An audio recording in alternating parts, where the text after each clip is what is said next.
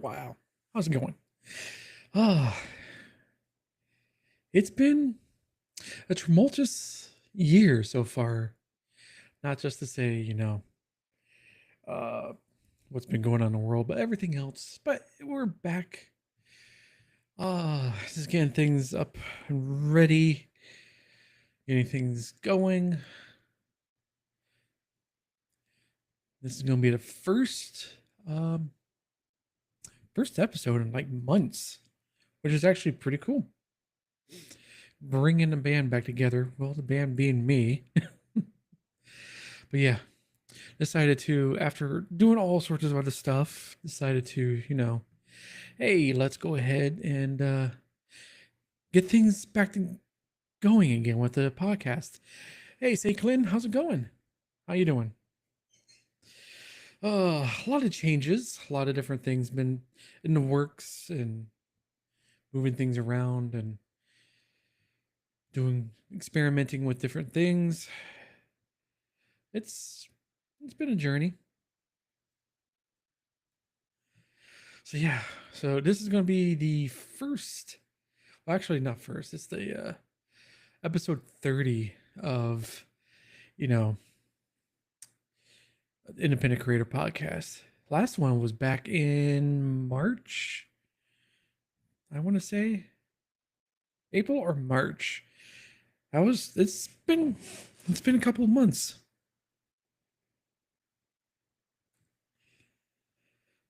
I kind of narrowed down the workflow and trying to get things all set up.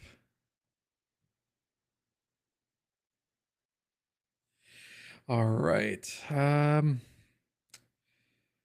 Let's see here.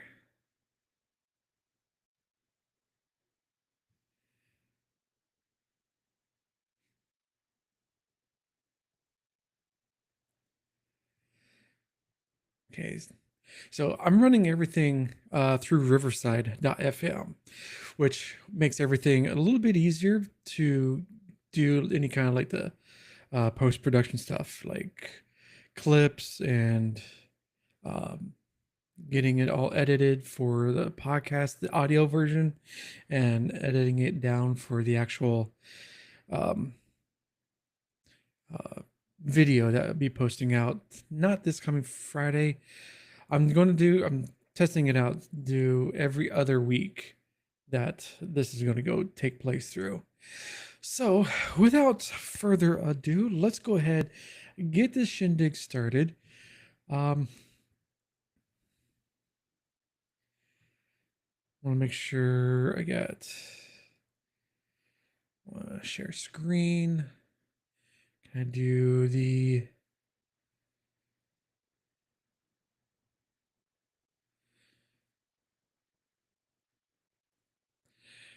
Safari? Yep. So I'm gonna have to do window mode instead of active tab.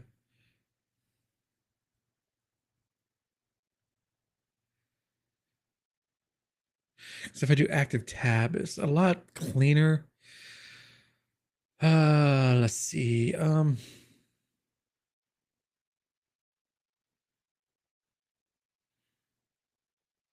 I'm just going to have to. Luckily, I only have two tabs I'm going to be working with tonight. So let me bring up my window here.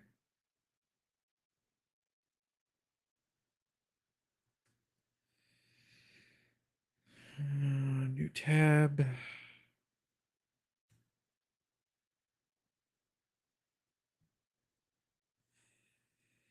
And this one here. All right. All right, cool. So if I go back,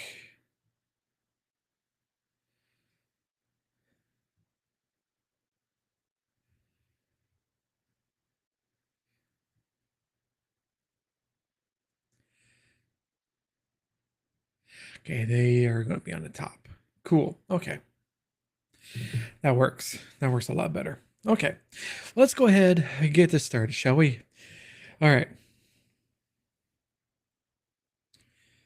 I should move this over. So,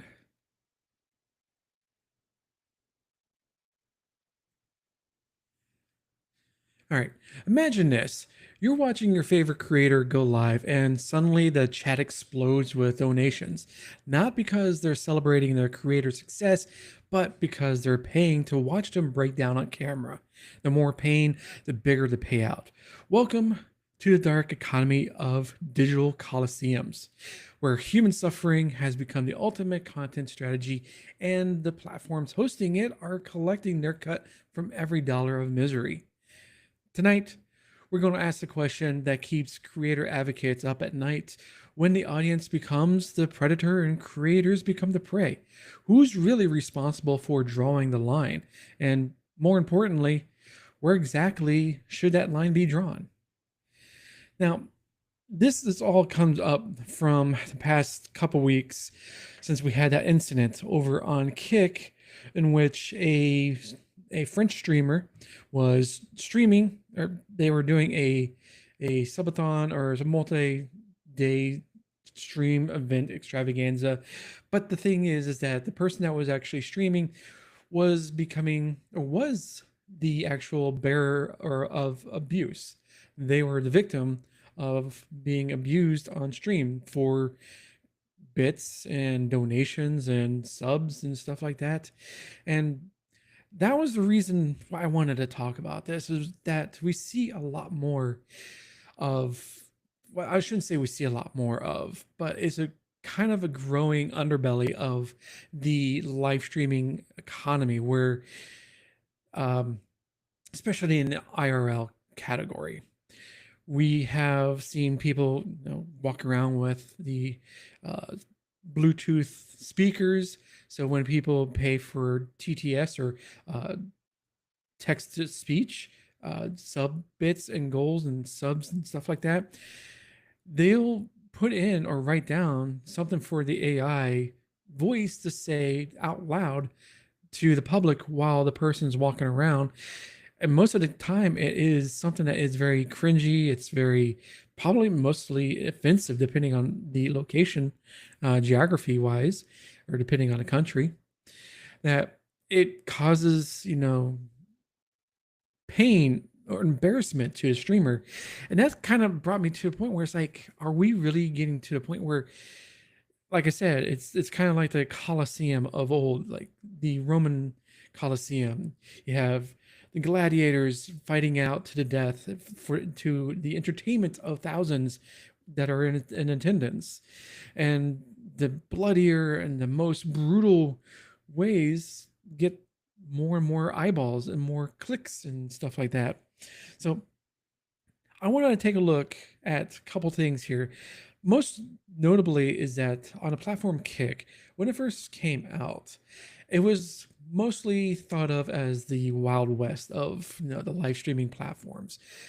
Twitch had its bad people. I'm using air quotes here, but the thing is that it was almost relatively tame in effect. Where you had a couple of different people going around in IRL just causing sometimes being a nuisance to certain members of the public or just the public in general. But Kick kind of pushed it up a notch, where it was the reputation that if you were banned on YouTube or Twitch and you didn't have anywhere else to go, you would go to Kick.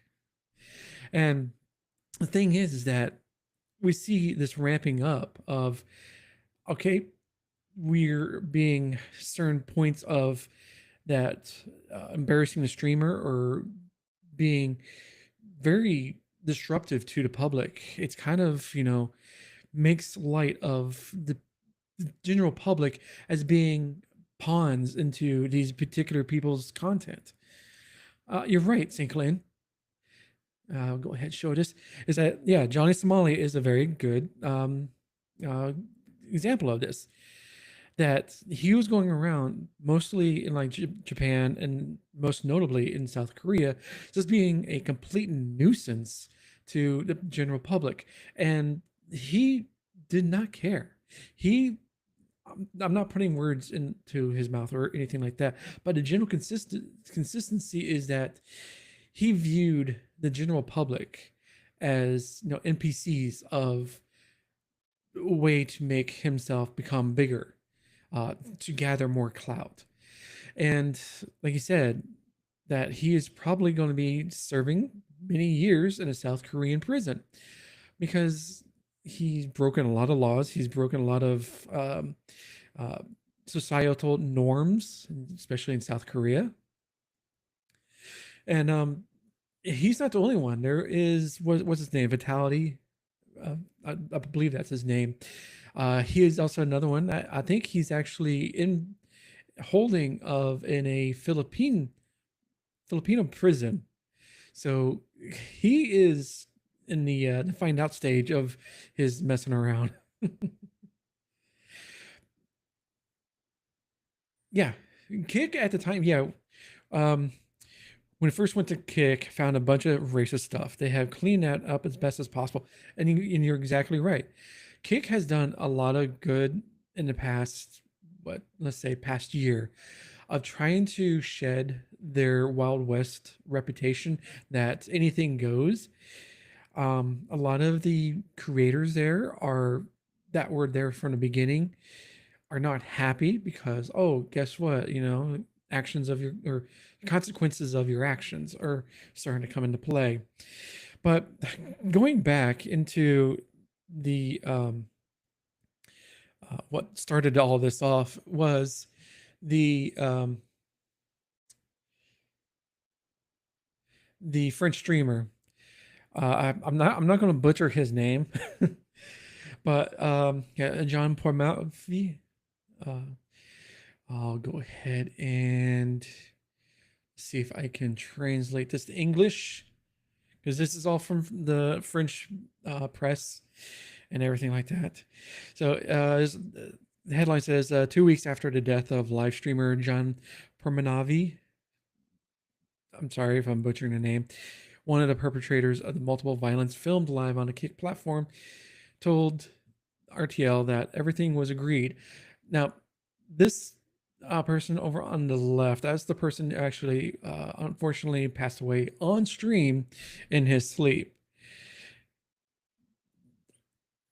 It's not really known yet. I think they're still going through the autopsy and just to double check, make sure everything is, dot the I's and the T's.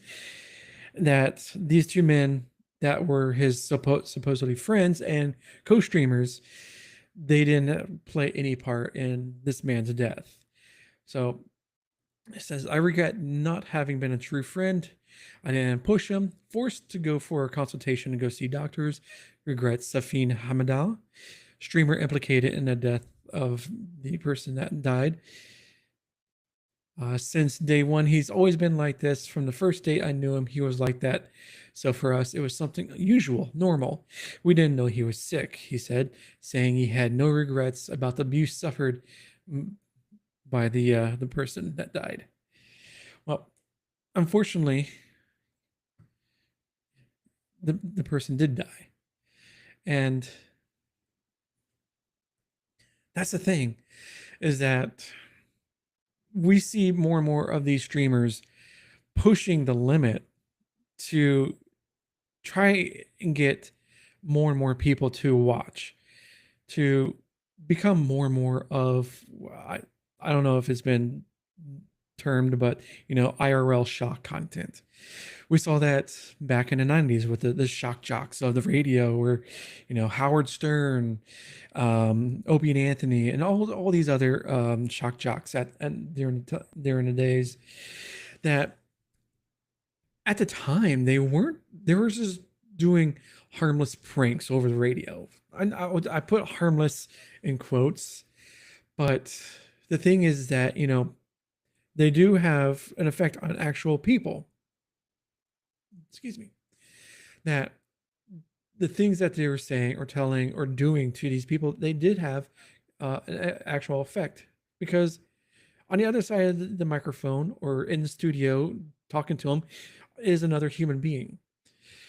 The problem with, I wouldn't say a problem with, but IRL shock streamers is that, like I said, they view the general public as, just NPCs in their role play. They're not important enough to care about. And if somebody gets hurt, oh well, it's I didn't do it. They did it themselves. We saw that just recently. I don't have it pulled up here, but what's I forget her name. She was recently on an actual Twitch, no, Kick stream. Their Ice Poseidon had set up this like citywide scavenger hunt, and her and a couple other people were walking around this park with paintball guns. Yeah, just normal things you do. You walk around in a public park with a paintball gun. And she decided to fire off a couple rounds at a woman that was running by. That I believe she was working at the kiosk for kayak and canoe rental area, and hitting her, I think in the leg or in the thigh. And she was later, not the lady, but the streamer was later arrested for I forget exact charge, but it's something like assault or something like that, where they thought she had no remorse. She didn't care what was happening or happened to this poor woman walking by, minding her own business and getting shot with a paintball gun. And if you've ever been shot by a paintball gun, I haven't, but I know people who have. It hurts a hell of a lot, especially on bare skin. Because she was running by, she was in a swimsuit, because she working on the water, and that's what you do. But anyways, it's kind of the mentality of these people who have grown up and not seeing the ramifications of these streamers consequences. They think, oh, nothing bad's going to happen to me, it's just part of my content. It's meant to be funny. It's just a prank, bro. And we've seen that plenty of times. It's just a prank, bro, kind of, where one person who was pranking, air quotes there, a DoorDash delivery person, to the point where they were like harassing him so much that the DoorDasher, pulled out his gun and shot the guy. And I don't mean to make laugh, but it's like, you don't understand what the people that you're harassing are going through. They could be they're having the worst day in their life, and you're just compounding on the issue that these people are having, especially in the US. We have no mental health uh, facilities, or mental health, I should say, is like bottom of the barrel. We don't care about that in the US. Or if you do care about it, well, it's on your insurance, and hopefully your insurance pays for it. But anyways, we don't have the capability to help people that are having mental health issues, to the point where that if you're egging somebody on, you're just a prank, that they turn around and shoot you, sometimes might even kill you. In your brain, it's like, what are you thinking? Just for a few likes on TikTok, or the hope that your video goes viral. Is it that important to you that you get your 15 seconds of fame, and that you might get shot or killed? No, it's not worth it. Now, the nature of IRL shock content is, like I said, it's the mental health, but it's also the mental health on the streamers themselves. There have been plenty of cases where we have what's the name, Sneeko, has been what the youths call crashing out many times, where just the stress and the pressure, and it's just the external factors from not only the stream but their life as well. It just causes them to essentially just crash out and just completely throw away their lives of their live streaming career, their content creation career. And I have to put some of the blame on their chat community as well, because their chat is pushing them to do more and more extreme stuff, where they're They're just getting caught up into the mix of everything. It's like, oh, chat is enjoying me, doing this particular activity that is harmful to myself, but hey, chat is loving it. But the fact is that chat is the people in the stands in the Coliseum. They want to see you suffer as much as humanly possible. And they will cause you to have as much suffer and pain because, hey, here's $5. Here's another $5. Do a dance, stupid. It's just like the chat of these IRL shot callers, content creators, is that they don't see the forest of the trees. They don't see the issue of what is dangerous precedent that is starting to ramp up when your chat is telling you to do things and giving you money and you're becoming more and more wealthy. You don't see the side effects at that time. It's not until years later down the road, if you decide to call it quits or you see the error of what's going on here and say, hey, this has got to stop. My body can't do this anymore. And unfortunately for the French streamer, the actions of everything that was going on with him and his chat and his community, he eventually succumbed to his body giving out and passing away in his sleep. It's something that we're going to see probably more and more of this happening, that the IRL community is a great thing. There's many, I'm not saying that IRL itself is a bad thing. It's just a small minority, a small smidgen of people that are potentially giving this a bad name. Of IRL streamers are obnoxious, they're rude, they have no respect for anyone else except for themselves, and most of the time not even for themselves. That after a little bit of time, it's going to be viewed as the platform as well. Is that what can Twitch, Kick, YouTube, or any other live streaming platform, what can they do? And that's why I want to look at a couple things here. But I want to put in here is that if you're enjoying what you're watching, this is a quick pause. If you're loving these insights and want to keep the conversation going, jump into our Any Creator Discord. I have a link down below in the description. But it's where creators like all of us, myself, you, can swap ideas, share wins, and get real-time feedback. So if you want to do that, go ahead and check out the link down below.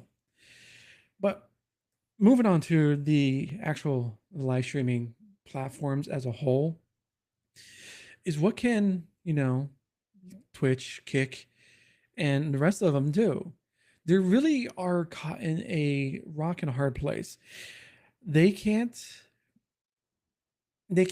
be the arbiters of good behavior. They can only say, hey, follow our terms of service and everything is cool. If you go against that, then we're going to have a problem. So what I'm thinking is there might be an issue where the platforms might start getting some feedback or getting some pushback, I should say, from outside sources, governments, initiatives, and anything like that. Because we have that France is actually accusing, or actually, I'm sorry, Kick is accusing French authorities of politicizing the streamer's death. And again, it's going back to I'm not going to butcher his name anymore. I'm sorry, but so the streaming platform Kick has accused French authorities of politicizing the death of a content creator who passed away during a live stream. He was found, yeah, we already know that. The prosecutors have opened an investigation into the Australian video platform, and French government minister Clara Chapaz said the state would take Kick to court to stop the damage caused by the content involved in this tragedy. Now, they also say this is not about creator safety, customer safety, or the well-being of the industry, but rather a politicized narrative that takes advantage of a tragic personal loss. Kick told BBC News. Now, we can say that, yeah, Kick is fully at fault for everything that's been happening here, but we can't. These platforms are in a position that they're kind of like in what's sometimes like a safe harbor, that they can't enforce something that is on the platform until it's been reported. We've seen that multiple occasions of horrific mass shootings. Christchurch in Australia happened on Facebook streaming service, and also on Twitch. There was another incident, I think, in Buffalo, New York. I think it was on Twitch. But anyways, the platforms have some duty that if something is happening that is so horrific, like a mass shooting or anything like that, that if it's reported, they're quick in shutting that stream down, getting it off the platform. And luckily, they had that capability. And Kick had, to their credit, that when informed of what was happening, they did shut the stream down and ban the account. So no VODs can be created. And basically, out of respect of the people or the people involved, things can be taken care of offline. But the thing is that we probably, like I said, we're going to see more and more of this happening, that we're going to probably see a lot of terms of service changes where IRL category is going to be, I'm not going to say nerfed to the ground, but there's going to be a lot of restrictions on what can be constituted as an IRL live stream, what can be conducted on an IRL stream, and the behavior of the streamer and the people interacting with the streamer. We have it already where, especially on Twitch, that especially with the music side of things, that if you're going into, let's say you're walking around Disney World, and of course Disney World is going to have music playing that is copyrighted by Disney. So the streamer has to be aware of what's going on, what is being pumped out onto their stream, and possible ramifications of the upcoming copyright claim or strike on their channel. But that is like a very tamed scenario that a streamer can't control the general public. They don't have control over what other people are going to do on their stream. All they could do is cut the feed, cut the camera, or move away, go to a different location. But if chat, the community that they have emboldened to say, hey, we want more of the shock, we want more of this, that they're going to be like, yeah, well, okay, let's do it. But then again, like the platforms are going to start pushing back against this type of shock content and everything like that. But to recap, that very bad things have happened on these live streaming platforms. There's no way we can get past that. We can only look forward to ways to keep this from happening again as best as humanly possible. There's only so much that we can do as streamers, and there's only so much that the platforms can do themselves without going full takedown of everything. No IRL, no nothing. We have to pretty much, for the IRL people who are doing this type of content, take a step back from your content and take a step back of what you're actually doing, and think to yourself, if I continue this way, is this worth the pain and suffering I'm going to be enduring for the rest of my life? Is the money worth it? And that's the only thing I can say to the people who do this kind of content and just take a step back. Take a look at what you're creating. Take a look at the community, the your chat, your community that is pushing you, you're egging you to do this stuff. And don't come crying when the platforms cancel you or ban you from the platforms because of the stuff that you are doing. So if you are doing this, do let me know. I would love to have kind of like a discussion with other streamers that are doing this type of content. What are you doing to help protect not only yourself but other people as well, and your community as in a nutshell? Of going too far to be shocking that it can lead to somebody becoming very hurt or possibly dead. So let me know in the comments down below. I'd definitely love to hear your stories, or go to our Discord server. I have a thread in our server that is just for discussions on this particular episode of the Independent Creator Podcast. Now, if you enjoyed this, you can also listen to it audio format in any podcast player of your choice.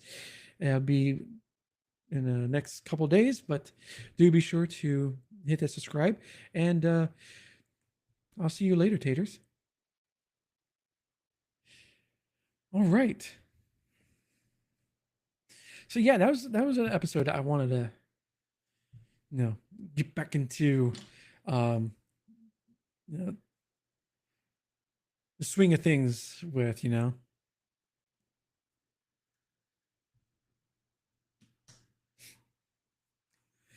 Yeah, and just getting a workflow all together and getting everything set up. I should have uh prepared an outro, but it is what it is.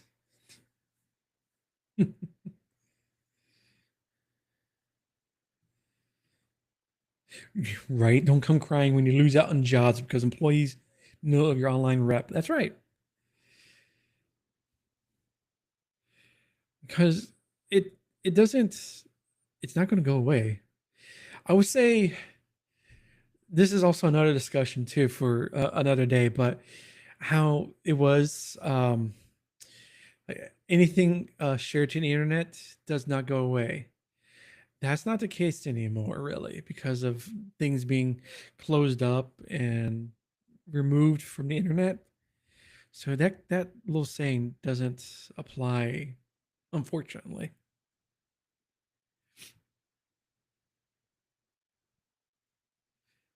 Yeah, I'm gonna be doing this every other week. I'm doing the podcast live stream recordings every other week.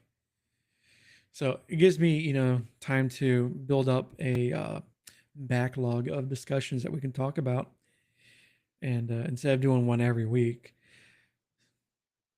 because I'm also going to be doing not random stream, but a different stream, um, talking about the subjects of the past week, like I used to do with the last stream tonight um, content a couple months ago.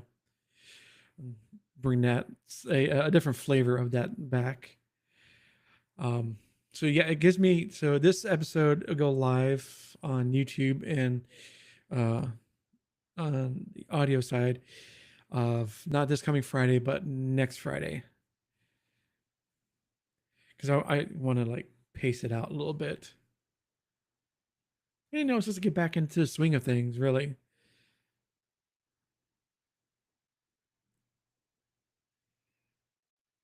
Yeah, I'm only streaming right now on YouTube. I figured this is the best way to go about it because YouTube has the better reach. Twitch is kind of like meh, especially in the podcast and talk shows category. It's not this type of thing for the podcast type of stuff is not going to be conducive to that, because on Twitch you have to at least be live for what, 2 hours for people to start trickling in that are just going through the category. But at least with YouTube, um, this live will be available for viewing and uh, people coming in that see it on a category or elsewhere throughout YouTube, and subscribers as well. And if you're watching after the fact, do hit the subscribe button. You'd be awesome if you did that. So yeah, and I'm gonna be doing the nice thing with Riverside, because after I finish this up, it does automatic editing for short form content. So it automatically go through this whole stream, take out the juicy bits, and chop it up into vertical format.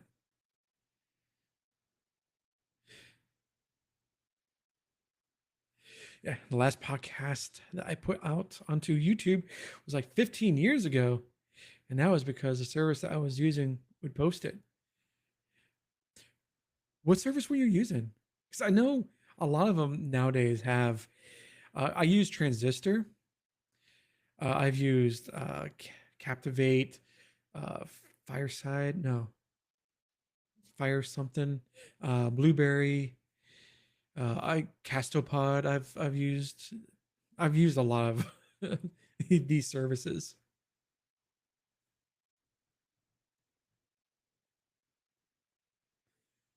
So yeah, the short form stuff will go out. So that it doesn't help bring in subscribers per se.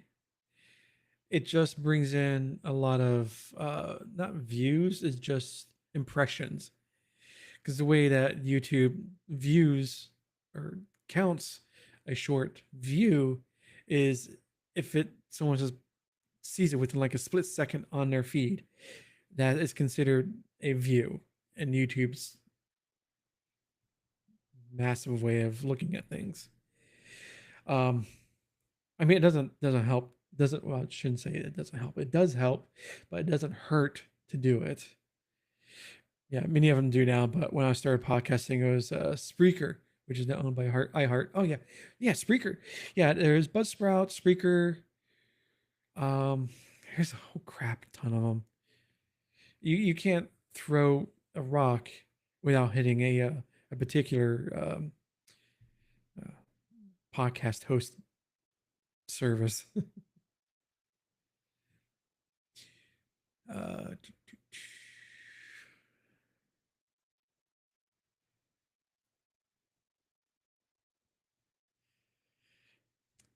that's a little bit better. I'm still playing around with different things here. Let's just change the format. I think I like that one. If we do clean,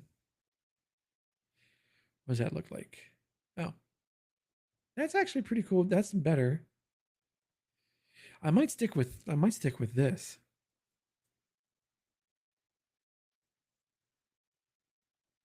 It's very clean.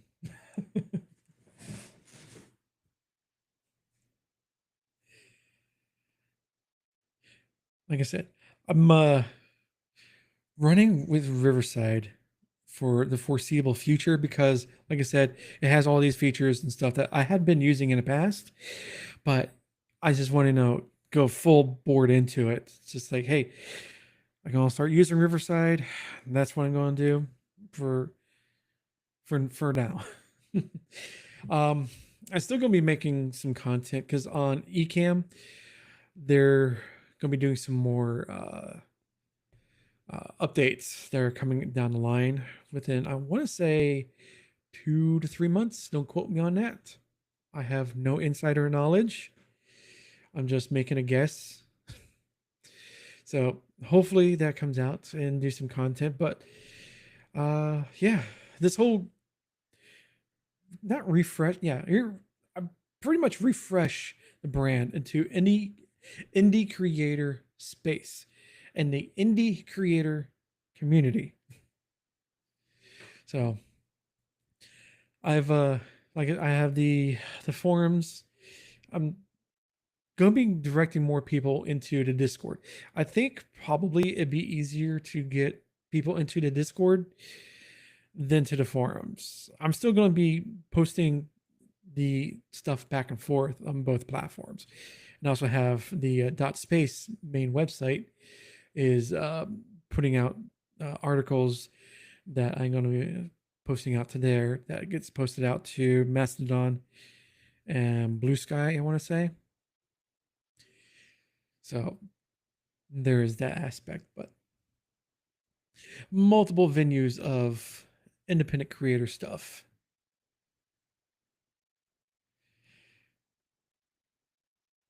Because I do have, like I said, I've been doing some work with on the forums.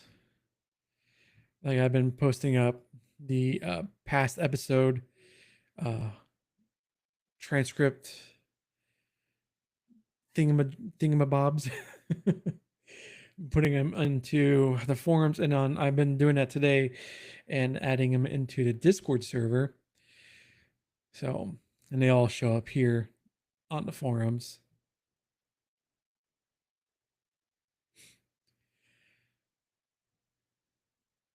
Like I said, I think it'd be easier for people to get into the actual Discord server, but we'll see.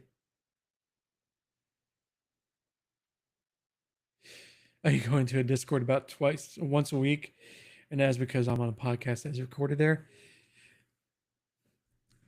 I thought about that, but I was like, you know what? I'll do it this way.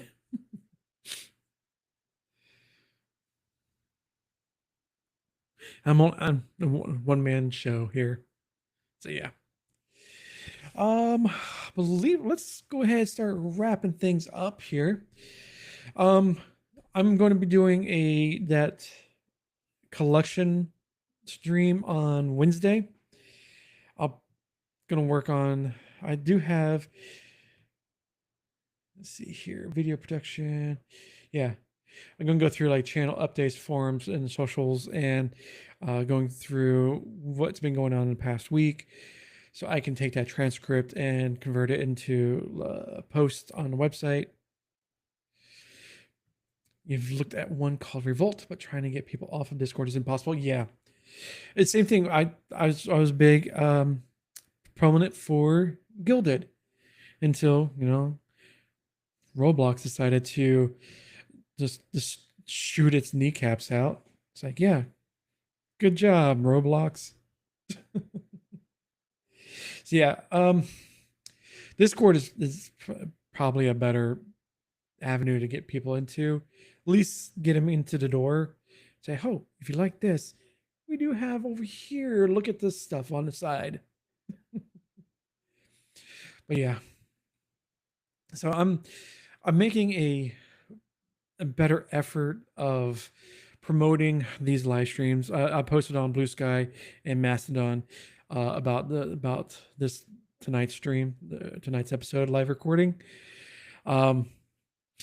Also, if I don't know if you looked into the Discord on the server, I'm gonna be posting up the forum thread in the server that if anybody has any questions or want anything to know more about, post them up into that thread so I can, have something to go off of. That'll eventually help out get more content, especially community involvement when eventually get more people into the server. So looking forward to it. So I'm trying to be a better steward of the community, as it were. But yeah, I think I'm going to go ahead and call it for the night. Thanks for coming by, St. Clem. It's always a pleasure to have you out here. Hopefully, it's getting a little cooler in the desert. But this video, the replay is going to be on YouTube. And I'll have the edited version up in just over a week. But with that, have a good night. Later, taters. I got to get used to this. I hit the stop button.